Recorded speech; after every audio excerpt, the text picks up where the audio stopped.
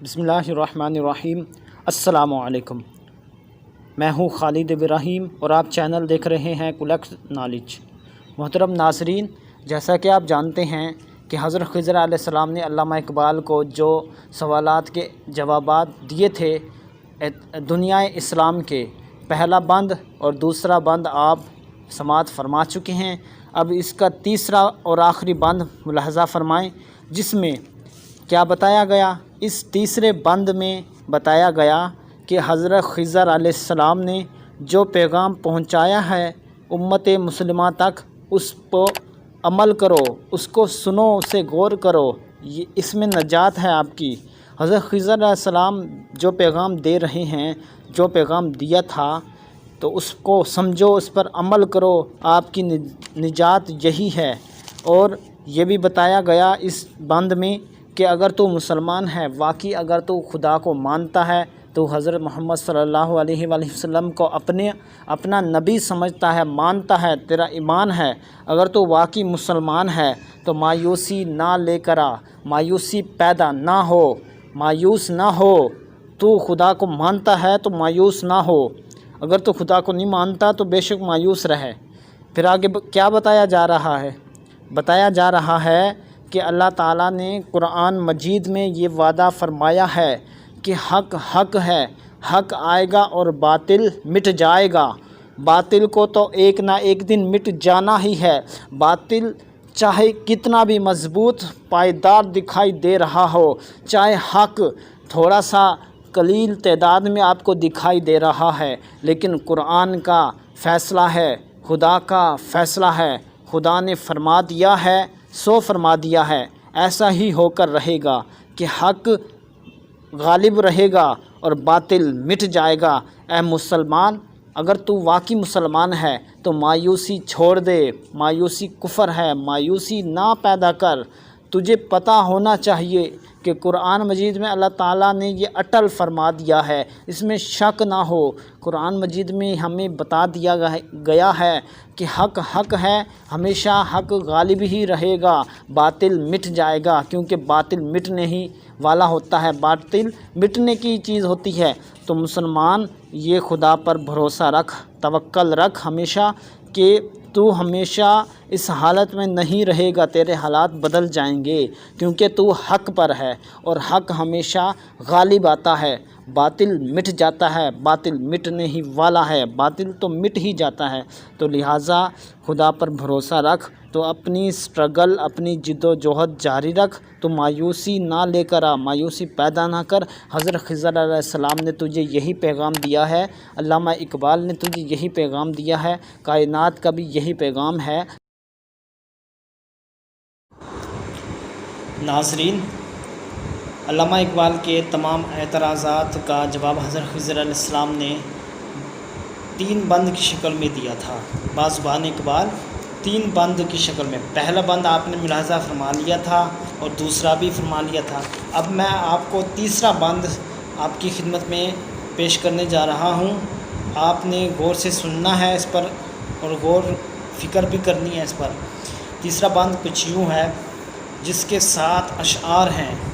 پہلا شعر: عشق کو فریاد لازم تھی سو وہ بھی ہو چکی، عشق کو فریاد لازم تھی سو وہ بھی ہو چکی، اب ذرا دل تھام کر فریاد کی تاثیر دیکھ۔ ذرا غور تو کریں، عشق کو فریاد لازم تھی سو وہ بھی ہو چکی، اب ذرا دل تھام کر فریاد کی تاثیر دیکھ۔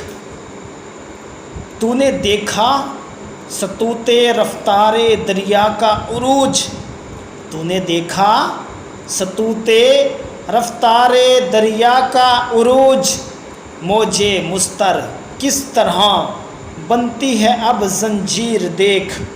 تو نے دیکھا ستوتے رفتار دریا کا عروج، موجے مستر کس طرح بنتی ہے اب زنجیر دیکھ۔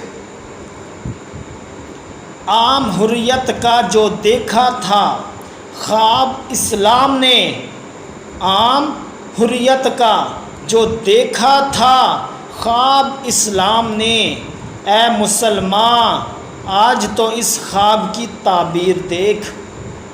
عام حریت کا جو دیکھا تھا خواب اسلام نے، اے مسلمان آج تو اس خواب کی تعبیر دیکھ۔ اپنی خاکستر سمندر کو ہے سامان وجود، اپنی خاکستر سمندر کو ہے سامان وجود، مر کے پھر ہوتا ہے پیدا یہ جہان پیر دیکھ۔ اپنی خاکستر سمندر کو ہے سامان وجود، مر کے پھر ہوتا ہے پیدا یہ جہان پیر دیکھ۔ کھول کر آنکھیں میرے آئینۂ گفتار میں، کھول کر آنکھیں میرے آئینۂ گفتار میں، آنے والے دور کی دھندلی سی ایک تصویر دیکھ۔ کھول کر آنکھیں میرے آئینۂ گفتار میں، آنے والے دور کی دھندلی سی ایک تصویر دیکھ۔ آزمودہ فتنہ ہے ایک اور بھی گردوں کے پاس، آزمودہ فتنہ ہے ایک اور بھی گردوں کے پاس، سامنے تقدیر کے رسوائی تدبیر دیکھ۔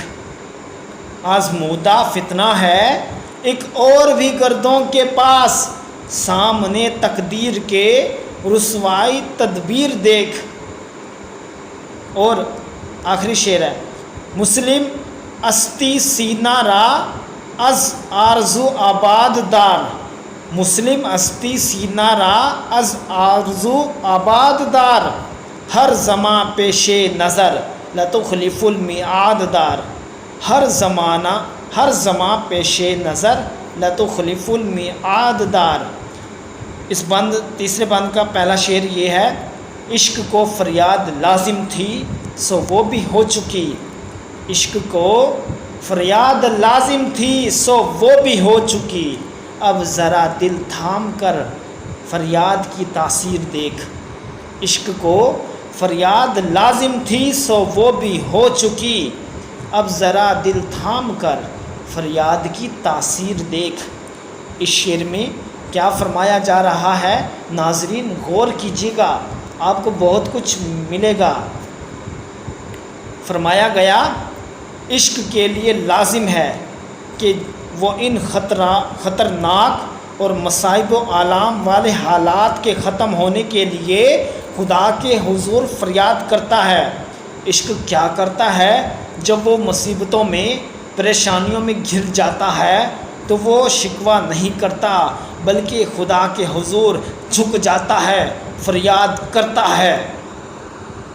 سو عشق نے ایسا کر کے اپنا فرض ادا کر دیا ہے، تو اب ذرا دل تھام کر اس فریاد کی تاثیر دیکھ۔ اب اس فریاد کی تاثیر دیکھنے کا وقت ہے۔ یہ فریاد دل کی گہرائی سے نکلی ہے، اس لیے ضرور قبول ہوگی۔ یہ بات یاد رکھیے گا، دل سے جو چیز نکلتی ہے اثر رکھتی ہے، پر باز نہیں۔ دل سے جو بات نکلتی ہے اثر رکھتی ہے۔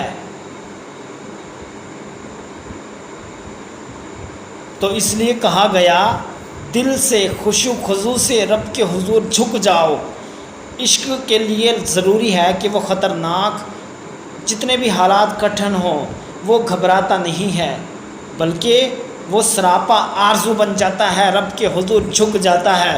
سو عشق نے ایسا کر کے اپنا فرض ادا کر دیا ہے، تو اب دل کو تھام لے ذرا، اور فریاد کی تاثیر تو دیکھ کیسے قبول نہیں ہوتی، یہ قبول ہوگی، قبول ہے یہ فریاد دل کی گہرائی سے نکلی ہے۔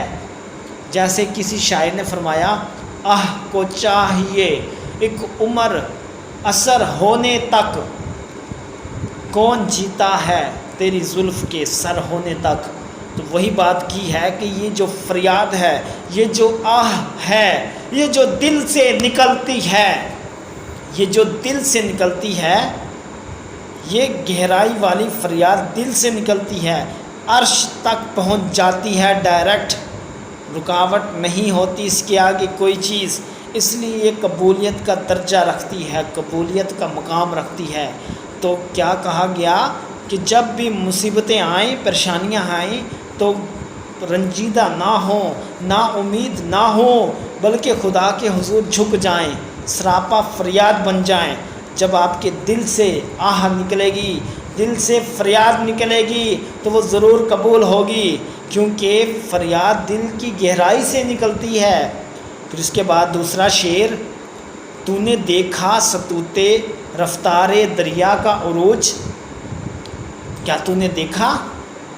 تو نے دیکھا ستوتے رفتار دریا کا عروج، موج مستر کس طرح بنتی ہے اب زنجیر دیکھ۔ اس شعر میں فرمایا گیا تو نے دریا کی رفتار، دریا کی موج، دریا کی گردش، دریا کی رفتار، شان شوکت دیکھی ہے، کس طرح دریا کی لہریں، سمندر کی لہریں شان و شوکت سے آ رہی ہوتی ہیں۔ تو نے دریا کی رفتار کی شان و شوکت دیکھی ہے، اب ذرا اس منظر کا بھی نظارہ کر کہ بے قرار موج کس طرح دریا کے پاؤں کی زنجیر بنتی ہے۔ یہاں پر دریا استعارہ ہے۔ یورپ اور طاقتور مخالفین اسلام کی خوفناک ریشہ دمانیوں اور موج مستر غیر مسلموں کی شورش کا جو خود ان طاقتوروں کے لیے تباہی کا باعث بن جائے گی۔ تو یہاں پر دریا ایک استعارہ ہے، یورپ مراد ہے، دریا سے مراد یورپ اور طاقتور مخالفین ہیں۔ دریا سے مراد یورپ اور طاقتور مخالفین ہیں، اسلام کے مخالف طاقتیں ہیں، خوفناک ریشہ دوانیوں اور موج مستر، موج مستر غیر مسلموں کی شورش کا جو خود ان طاقتوروں کے لیے تباہی کا باعث بن جائے گی۔ تو یہ اس طرح اشارہ ہے کہ تو نے دریا کی رفتار کی شان و شوکت تو دیکھی ہے، اب ذرا اس منظر کا بھی نظارہ کر کہ بے قرار موج کس طرح دریا کے پاؤں کی زنجیر بنتی ہے۔ تو تیسرا شعر ہے، عام حریت کا جو دیکھا تھا خواب اسلام نے، عام حریت کا جو دیکھا تھا خواب اسلام نے، اے مسلمان آج تو اس خواب کی تعبیر دیکھ، اے مسلمان آج تو اس خواب کی تعبیر دیکھ۔ اس شعر میں فرمایا گیا اسلام نے عام آدمی کا جو خواب دیکھا تھا، اے مسلمان تو آج اس خواب کی تعبیر دیکھ، یعنی ملت اسلامیہ اب بیدار ہو رہی ہے، اب جاگ رہی ہے، اب غفلت سے بیدار ہو رہی ہے، اور وہ جلد عظمت اور سربلندی حاصل کر لے گی۔ تو تیسرا شعر یہی ہے کہ عام حریت کا جو دیکھا تھا خواب اسلام نے، اے مسلمان آج تو اس خواب کی تعبیر دیکھ، اب تو تعبیر دیکھنے کا وقت ہے۔ چوتھا شعر ہے، اپنی خاکستر سمندر کو ہے سامان وجود، اپنی خاکستر سمندر کو ہے سامان وجود، مر کے پھر ہوتا ہے پیدا یہ جہان پیر دیکھ، اپنی خاکستر سمندر کو ہے سامان وجود، مر کے پھر ہوتا ہے پیدا یہ جہان پیر دیکھ۔ چوتھے شعر میں فرمایا سمندر کے کیڑے کے لیے اس کی اپنی راکھ ہی اس کے وجود کا باعث بنتی ہے۔ جو سمندر کا کیڑا ہوتا ہے، سمندری کیڑا ہوتا ہے، اس کے لیے اس کی اپنی جو راکھ ہے، راکھ ہی اس کے وجود کا باعث بنتی ہے۔ جس طرح یہ کیڑا آگ میں پیدا ہوتا ہے، آگ کھاتا ہے، پھر اسی آگ میں مر جاتا ہے اور اس کی راکھ سے ایک نیا سمندر پیدا ہوتا ہے، اسی طرح بالکل اسی طرح یہ بوڑھا، یہ قدیم، یہ پرانا، یہ اولڈ جہان، یہ دنیا اب مر کر دوبارہ زندہ ہو رہا ہے۔ یہ قدیم جہان اب مر کر دوبارہ زندہ ہو رہا ہے یا اپنی راکھ میں سے دوبارہ پیدا ہو رہا ہے۔ تو سمجھنے کی بات ہے یہاں، اپنی خاکستر سمندر کو ہے سامانے وجود، مر کے پھر ہوتا ہے پیدا یہ جہان پیر دیکھ۔ تو یہی بات کی گئی ہے کہ جس طرح سمندری کیڑا اپنی راکھ کے وجود کا باعث بنتی ہے، جس طرح یہ کیڑا آگ میں پیدا ہوتا ہے، آگ کھاتا ہے، پھر اس کی آگ میں ہی مر جاتا ہے اور اس کی آگ سے ایک نیا سمندر پیدا ہوتا ہے، اسی طرح یہ پرانا، یہ قدیم، یہ بوڑھا جہان اب مر کر دوبارہ زندہ ہو رہا ہے یا پھر اپنی راکھ میں سے دوبارہ پیدا ہو رہا ہے۔ 5ویں شعر میں فرمایا، کھول کر آنکھیں میرے آئینۂ گفتار میں، کھول کر آنکھیں میرے آئینۂ گفتار میں، آنے والے دور کی دھندلی سی ایک تصویر دیکھ۔ کھول کر آنکھیں میرے آئینۂ گفتار میں، آنے والے دور کی دھندلی سی ایک تصویر تو دیکھ۔ 5ویں شعر میں کیا کہا گیا؟ اے مسلمان، اے مسلمان، اب جاگ، اب بیدار ہو جا، تو اپنی آنکھیں کھول، میری باتوں کے آئینے میں آنے والے دور کی ایک دھندلی سی تصویر دیکھ۔ یہ ایک پیغام دیا جا رہا ہے۔ حضرت خضر علیہ السلام مسلمانوں کو بیدار کرنے کی کوشش کر رہے ہیں بازبان اقبال۔ حضرت خضر علیہ السلام درس دے رہے ہیں، اے مسلمان تو آنکھیں کھول، غفلت کو چھوڑ، اے مسلمان آنکھیں کھول کر میری باتوں کے آئینے میں آنے والے دور کی ایک دھندلی سی تصویر تو دیکھ۔ جو میں باتیں کہتا ہوں، جو مشاہدات پیش کرتا ہوں، جو واقعات بیان کرتا ہوں، اس کے آئینے میں جو وقت آنے والا ہے اس کی ایک دھندلی سی تصویر دیکھ، اس پر غور کر۔ جو واقعات بتائے ہیں وہی ہونے والے ہیں، اس کی ایک دھندلی سی تصویر ہے، اس پر ذرا غور تو کر۔ یعنی جو کچھ میں حضرت خضر علیہ السلام، جو کچھ میں یعنی خضر علیہ السلام نے اب تک کہا ہے، جو باتیں کہی ہیں، جو واقعات بیان کیے ہیں، جس طرح اشارہ کیا ہے، اس پر توجہ کر، اس پر دھیان دے، غور تو کر، غافل دھیان تو دے، تجھے پتہ چل جائے گا کہ اب انقلاب آ رہا ہے، اب چینجنگ آ رہی ہے، اب تغیر آ رہا ہے، جو ملت اسلامیہ کی سربلندی کا باعث بنے گا۔ اے مسلمان، جو باتیں، جو چیزیں میں نے بتائی تھیں ان پر غور کر، ان پر غور تو کر، میری باتوں کے آئینے میں آنے والے دور کی ایک تصویر سی تو دیکھ، ایک دھندلی تصویر تو دیکھ، جو پوری طرح عیاں تو نہیں ہوئی، لیکن جب وہ وقت آئے گا تو وہ عیاں ہو جائے گی، وہ ایک دھندلی سی تصویر دیکھ۔ یعنی میں خضر علیہ السلام اب تک جو کچھ بھی کہا، جو باتیں، جو واقعات، جو حالات بیان کیے، اس پر توجہ کر، تجھے پتہ چل جائے گا، تجھے حقیقت معلوم ہو جائے گی کہ اب انقلاب آ رہا ہے، اب تو وقت چینج ہو گیا ہے، اب تو انقلاب آ رہا ہے، جو ملت اسلامیہ کی سربلندی کا باعث بنے گا۔ اسلام پھلے پھولے گا، اسلام بڑھے گا، اسلام پھیلے گا، جو ملت اسلامیہ کی سربلندی کا باعث بنے گا۔ اب تبدیلی کا وقت آ رہا ہے، انقلاب کا وقت آ رہا ہے۔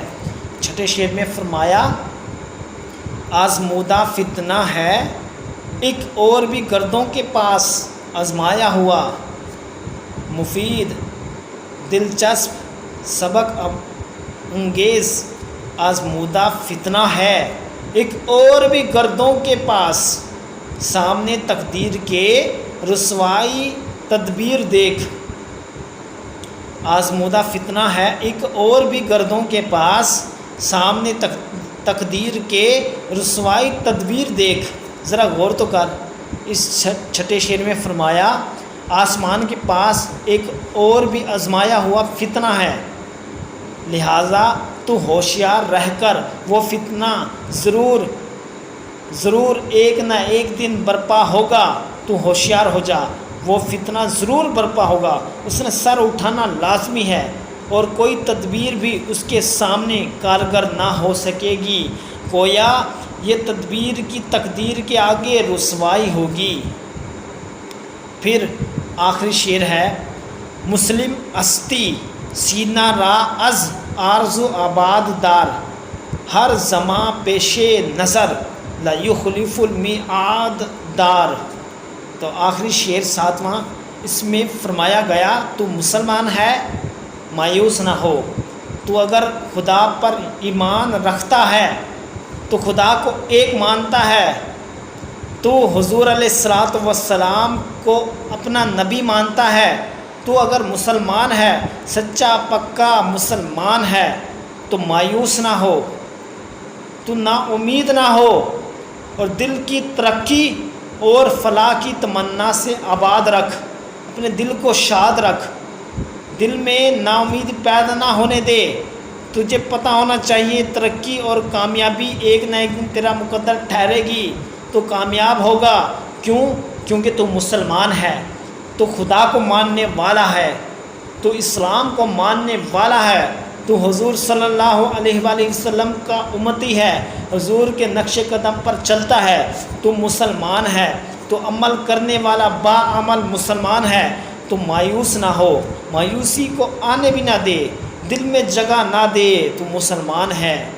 مسلمان تو وہ ہوتا ہے جو نا امید نہیں ہوتا، پرجوش ہوتا ہے، توکل علی اللہ پر عمل کرتا ہے، تو مسلمان ہے، مایوس نہ ہو، فکر نہ کر، پریشان نہ ہو، دل کی ترقی اور فلاح کی تمنا سے دل آباد رکھ، ہر وقت تیرے پیش نظر یہ رہنا چاہیے۔ کیا؟ ہر وقت تیرے پیش نظر یہ رہنا چاہیے کہ اللہ تعالیٰ وعدہ خلافی نہیں کرتا، اللہ تعالیٰ وعدے کا سچا ہے، پابند ہے، جو کہتا ہے وہی کرتا ہے، اللہ تعالیٰ وعدے کا پابند ہے، وعدہ خلافی نہیں کرتا۔